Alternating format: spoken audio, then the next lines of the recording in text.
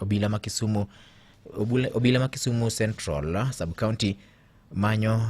jonjore moko makwan gi romo 6 mane omanore kod gige lweny mager ma omonjo duka moro mar M-Pesa okinyi ma kawuono, kama bende ne gikwale omenda ma chieng' maromo Sh850 e kind mwandu mamoko ma nyaka sani pok oyang rom margi malong'o, ka monj ma kamano timore apaya mar Oginga Odinga Street mayudore e kaunti ma Kisumu. Monjno ma bende ne otimore sa 1 mar okinyi ma kawuono ne oweyo johala moko ma bende osebedo ka chwalo ohala magi bath apaya no ne obet gi buok maduong' mokalo, ka nyaka sani pod giwuoro ahinya. Monj machalo kamano bende noweyo ji 2 gi hinyruok.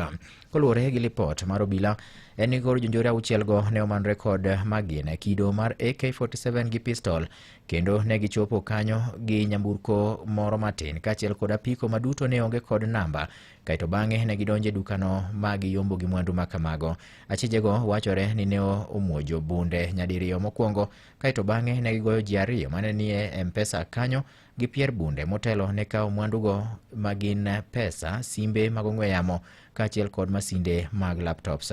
Jok ma bende ne ogo wigi gi pier bundego, mano en David Odhiambo kaachiel kod Grace Mumbi, ne oring godo e od thieth, ka koro gie sani lipot yango ne ngimagi ni kama ber. Apisa mag okwach kich ne ochopo kanyo ma chwo kawo poklo mag lisasi, bende achijego ne ogoyogo ka koro nonro dhi nyime. Kata kamano, penjo ma koro oganda mathoth penjo kowuok e gwenge makono en penjo moluwore gi ni to ere yo ma jonjorego ne nyalo dhigo machop matim monj machalo kamano e apaya mar Oginga Odinga, apaya ma bende iwacho ni nitiere apisa mag obila mathoth marito bengi ma opogore opogore.